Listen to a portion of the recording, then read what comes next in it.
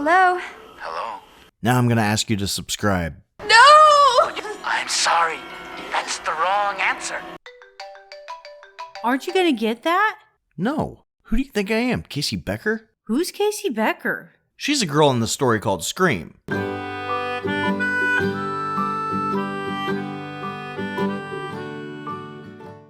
ready, baby!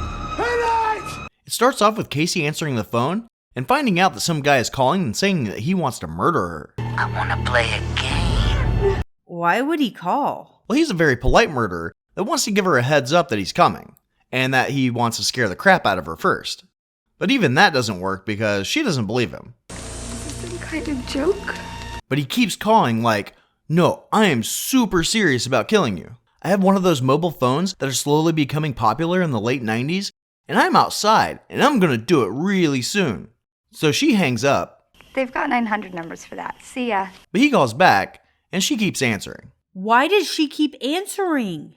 She's pretty blonde. Who's there? And also, this is before caller ID, so you had to answer every phone call because you never knew who was on the phone. But this time, the caller tells her to stay on the line. Listen, asshole! No, you listen, you little bitch. You hang up on me again, I'll gut you like a fish, understand? Uh-huh. He now wants her to know that he's going to kill her boyfriend, but she can save him if she answers a movie trivia question. Why movie trivia? Because she was about to watch a movie, and because in the story, every character casually slips in something about movies in every chapter. What's that werewolf movie with E.T.'s mom in it? God, look at this place. It's the town that dreaded sundown. Yeah, I saw that movie. It's about a killer in Texas, huh? Damn little shits. What'd you call me? Duck other said. You're starting to sound like some Wes Carpenter flick or something. When do we see breasts? I want to see Jamie Lee's breast. When do we see Jamie Lee's breast? Breast? Not until Trading Places in 83. So she loses, and Steve dies. And now the guy's coming after her. He chases her around the house in this ghost costume, but she gets caught right as her parents are coming home. And instead of running away, the killer puts her on display for her parents to find. Casey, baby.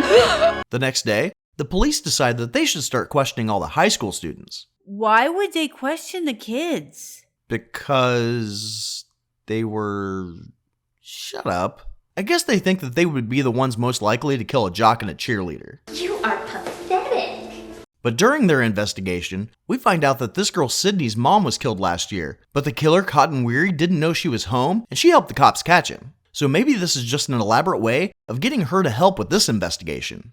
Where do you get this shit? She meets up with her friends, and they talk about who it could be. He's got killer printed all over his forehead.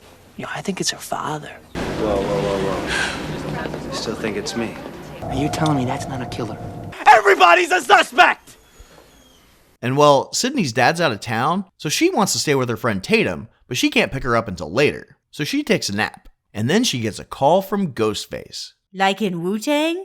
I knew you were my niece. So Ghostface calls Sydney and asks her if she likes scary movies. So she thinks it's her friend Randy that works at a video store and says, no, I don't like scary movies. Some stupid killer stalking some big-breasted girl who can't act, who's always running up the stairs when she should be going out the front door. It's insulting.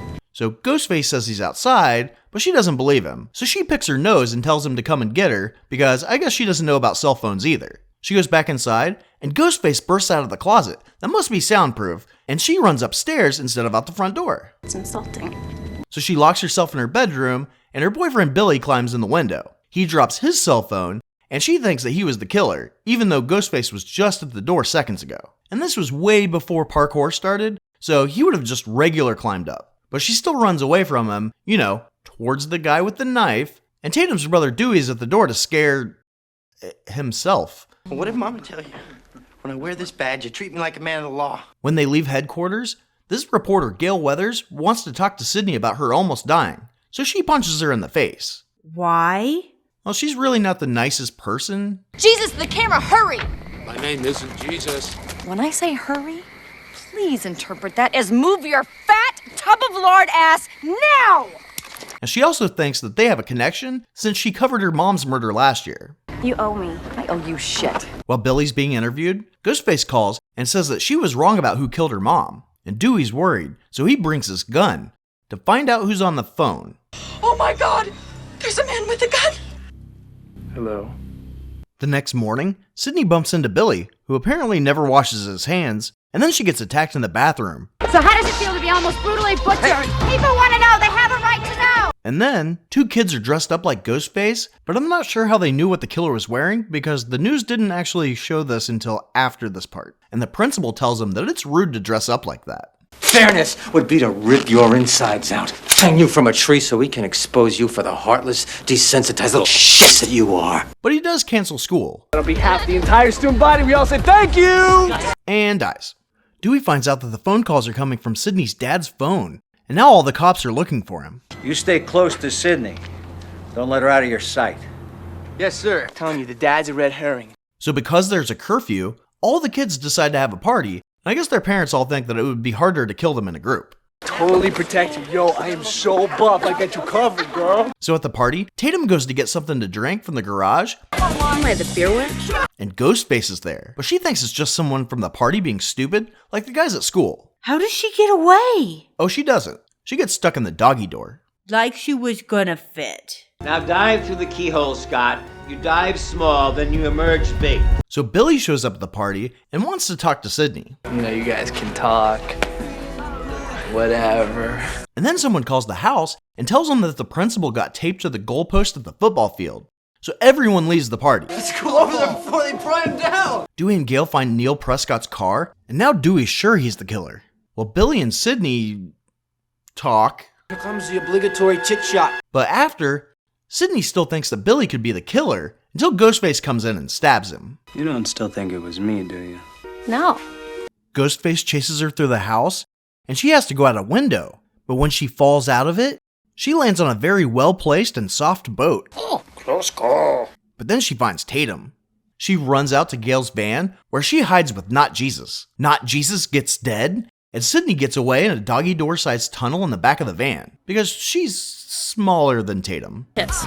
See? Randy scares the crap out of Gail after she finds blood, so she tries to get away in the van, but she's a crappy driver. It takes a man to do something like that. Dewey checks the house for Neil, but gets stabbed. Don't worry, sit at school. You'll be safe here. Sydney hides in a cop car and calls the cops, but Ghostface gets in the car and chases her into the house. Randy and Stu try to follow her in, but she doesn't trust anybody right now, so she just tells them to go hide somewhere else. Sorry, please understand. And that's when she sees Billy coming down the stairs. She stupidly gives her gun to the mortally injured man and is totally okay with him letting Randy in. Hey, it's called tact, you fuck rag. And after he gets up and shoots Randy, There goes my chance with Sid. Damn it. he reveals that he's really the killer. He was destined to have a flaw. I knew he was too perfect. But she saw him get stabbed. Yeah, that was Stu. There are 2 killers in this story. Oh, okay. Hey, that was like a really big reveal for this story, and you're just like, okay. So who killed who? Let's see. Billy killed Casey and Steve, and Stu attacked Sydney at home and in the bathroom. I'm guessing Billy killed Tatum since Stu was at the party, and I'm guessing he killed the principal too because Stu is with Tatum and Sid. I didn't kill anybody. Nobody said you did. But Stu did kill Not Jesus. My mom and dad are gonna be so mad. And they did it last year too. See, they killed Sydney's mom and made it look like it was this guy Cotton. It did? Yeah. Why? Your slut mother was fucking my father. And that made his mom mad, so she left. When my mom left my dad, I accepted it. It's the way it is. Then why didn't they kill Billy's dad? Well, his parents can't get back together if his dad's dead. Okay. Really? Their plan was to kill everybody and make it look like Neil snapped on the anniversary of his wife's death. And also make it look like they're the heroes who killed him, but barely got away. We're gonna carry on and plan the sequel, because let's face it, baby, these days, you gotta have a sequel. So they know the cops are coming, and they need to hurry up and kill everyone. But they start stupidly stabbing each other to make it look like they barely got away from Neil. Fucking hit me with the phone, dick! But Stu sucks at murdering people, and they keep popping up like, no, you didn't get me. Okay, I'll see you in the kitchen with a knife. Except Gail left the safety on the gun, so Billy knocks her out. And while this is happening, Sydney hides. Houston, you have a problem here. And while she calls Stu, Billy looks for her, starting with finding out if she's in the couch cushions. Find her, you dipshit, get up! So even though Sydney's the one who called the cops, She puts on the costume that she knows the cops know the killer wears and attacks Billy. I want to know what pleasure he gets out of killing. She kills Stu with the television. I think I'm dying here, man. And Gail shoots Billy. This is Gail Weathers signing off. But then Randy pops back up and warns her that Billy would still be alive in a horror movie. So Sydney shoots him again. Bam! Sid, super bitch. I like that ending. And the thing is, Billy and Stu probably would have got away with this again Perfect ending. if they wouldn't have stabbed each other before everybody was dead. Stupid. You watched the whole video, now you gotta subscribe. Those are the rules. Subtlety, Stu. You should look it up.